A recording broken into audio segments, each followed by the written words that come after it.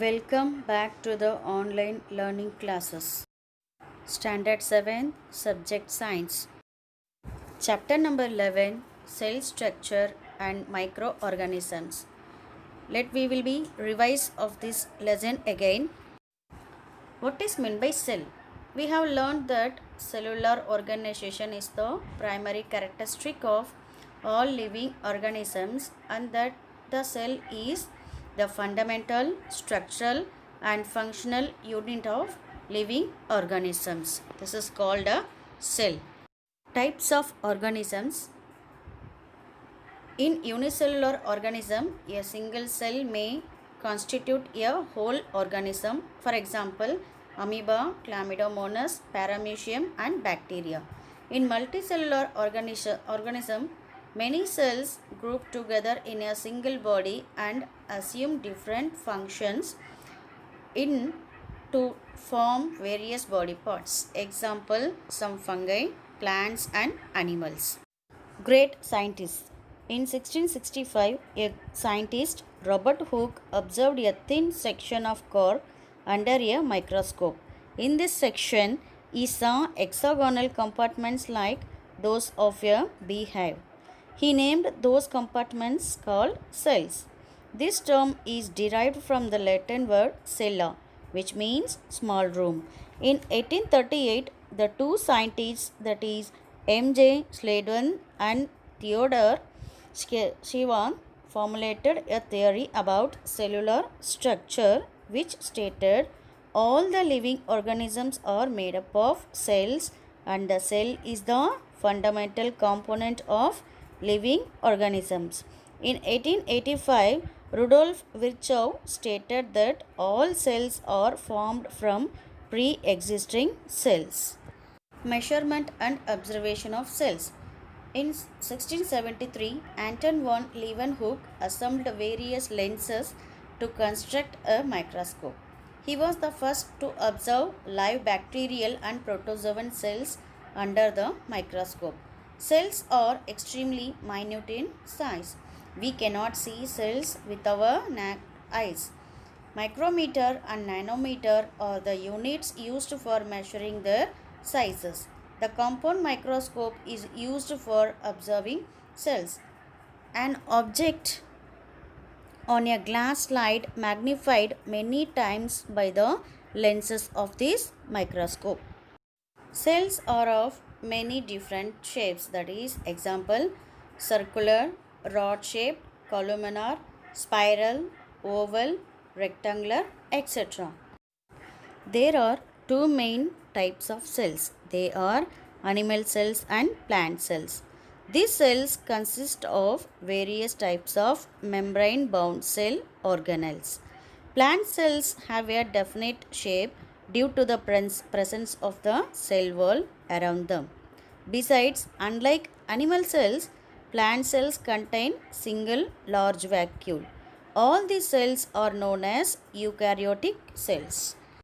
The cell has four main parts. They are the cell wall, cell membrane, cytoplasm and cell organelles. First we are going to see about cell wall.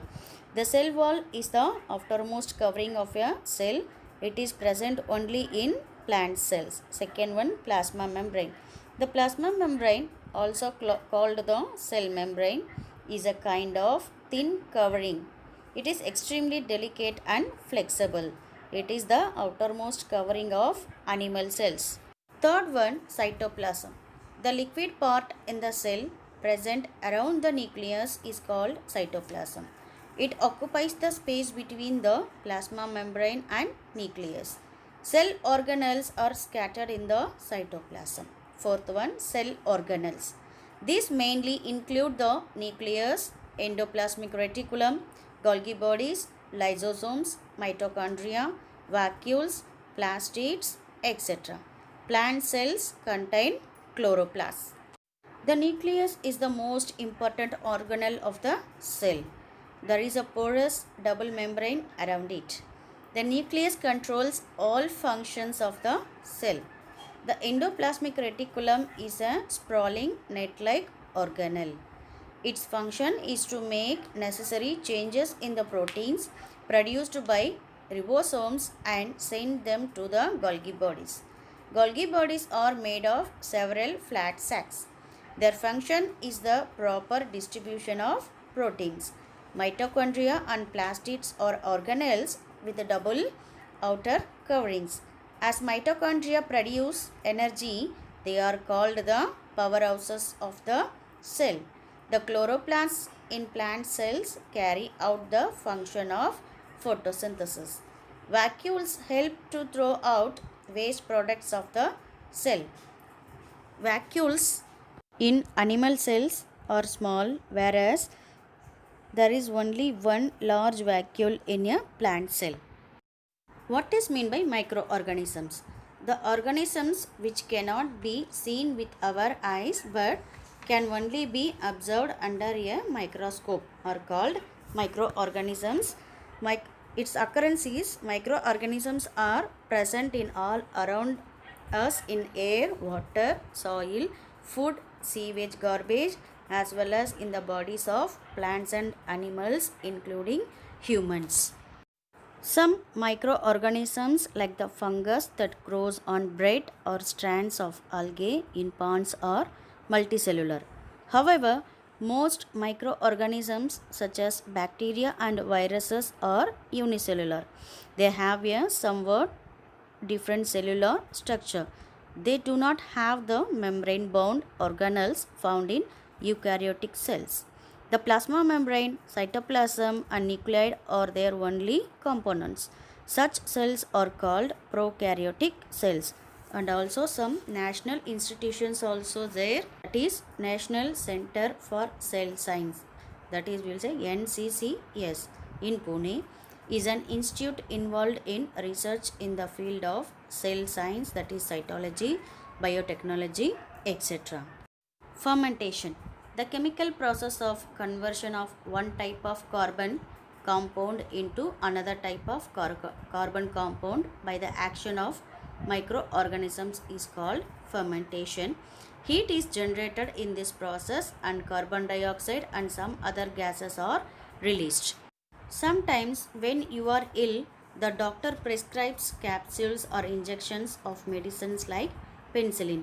These types of medicines destroy the pathogens and retard their growth. They are called antibiotics. Antibiotics are produced with the help of specific microbes. And also antibiotics are useful for curing certain diseases. They can harmful if used without consulting a physician. Hence a course of antibiotic should be completely strictly following by the doctor's prescription. What is a vaccine? A vaccine is produced in a laboratory with the help of microbes that gives immunity against a particular disease. Pathogens, disease-producing microorganisms. Pathogens may be present in water bodies contaminated with sewage and dirt from the surroundings, in food left uncovered in hygienic conditions with houseflies sitting on it, etc. If such contaminated food or water is consumed, we may fall ill with disease of the alimentary canal like amoebiasis, typhoid, cholera, hepatitis, gastro, etc. Pathogens are released in the air when a person having an infection of the respiratory tract sneezes or coughs. A healthy person may get infected with such pathogens on breathing in the same air and contract disease like common cold, cough, diphtheria, pneumonia, tuberculosis, etc. So what exactly happens when we have fever? The body temperature of healthy human being is about 37 degrees Celsius.